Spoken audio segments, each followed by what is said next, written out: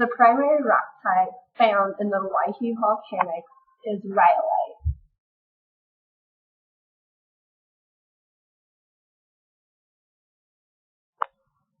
The secondary rock type found within the Hawaii volcanics includes latite. Other rock types that are also found in this area include quartzlitite, basalt, ignimbrite, and other lava flows. Rhyolite lava flows and ignimbrites are Bruno Garbage eruptive center. This happened around 16 million years ago. These high temperatures and high volume rhyolite eruptions are unique throughout the world.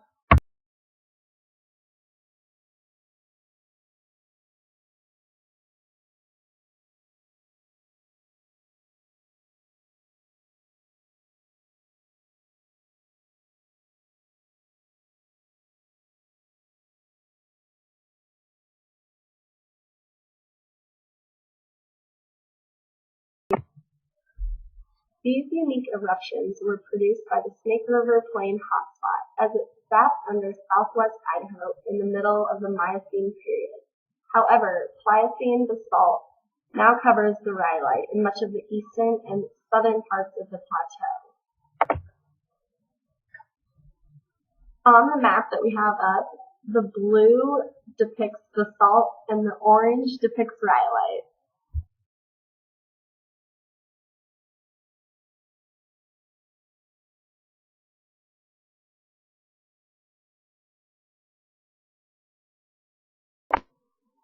The primary ages of the rocks in this area are based upon the Snake River Plain hotspot. This includes 6 hotspots, the first and oldest being the Owyhee Humboldt, which was 14 to 12 million years old. The second is the Bruno Garbage, which is 12.5 to 11 million years old. The third would be the Hagerman Twin Falls, which was 12 to 6.5 million years ago. The fifth, the Picabo, was 10.3 million years ago. The fifth is the Hines, which is 6 to 4 million years ago. And lastly, the Yellowstone Plateau, which is between 1.2 to 6 million years ago.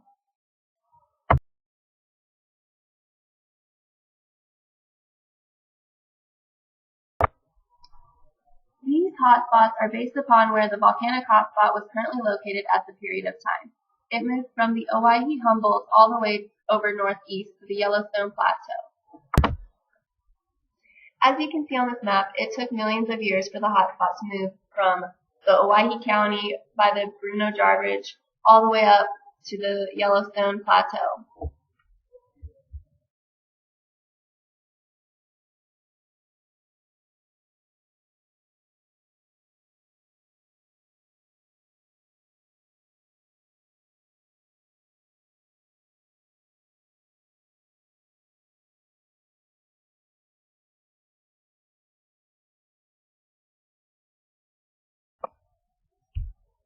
One of the major structural features of the Hawaii volcanics is that the entire area is laced with northwest striking faults.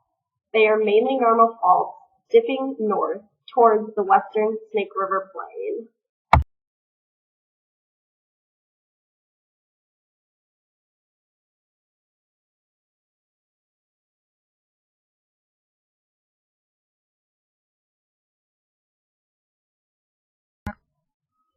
The Owyhee Plateau was exposed to many basalt flows along the Snake River, which is how it came to form many of the canyons you see down there today.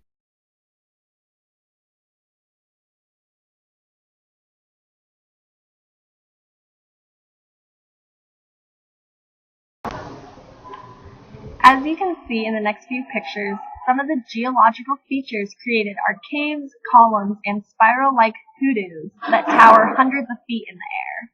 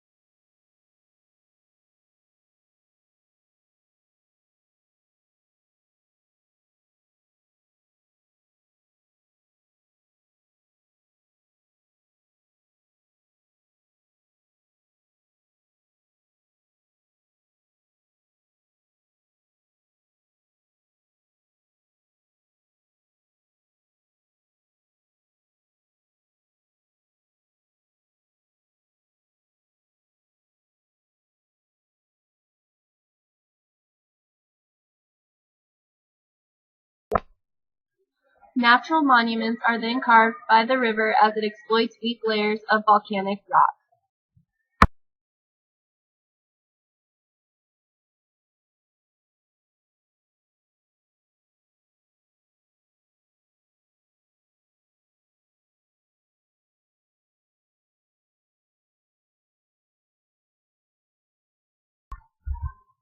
Canyons are shaped by combinations of volcanism, glacial melt, and regional drainage patterns.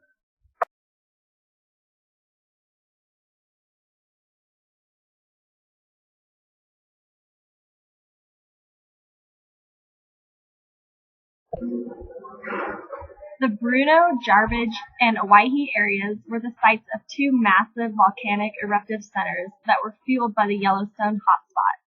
A lot of the features are so large it is impossible to see the whole thing. For example, volcanism in the Bruno-Jarbidge area formed an oval basin that is 60 miles long by 30 miles wide.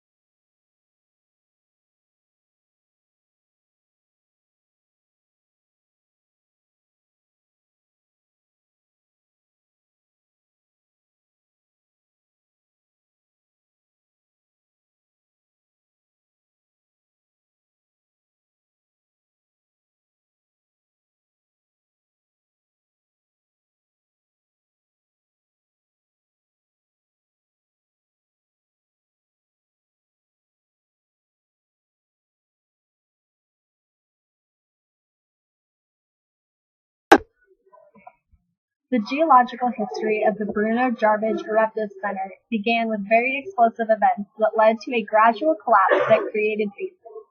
Then, eruptions of massive rhyolite flows filled these basins. The largest flow measured 200 cubic kilometers. Basaltic eruptions then followed. 2 million years later, glacier rivers slowly began to carve out the canyons we see today. These events showcased the last 13 million years.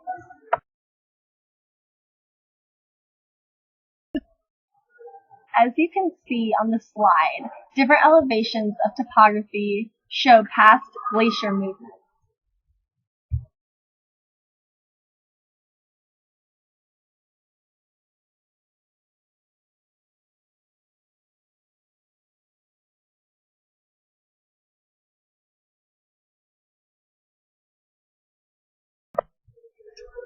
One of the main resources found within the Owyhee volcanics is mining. The biggest mining place within the Owyhee volcanics is located at Silver City, Idaho.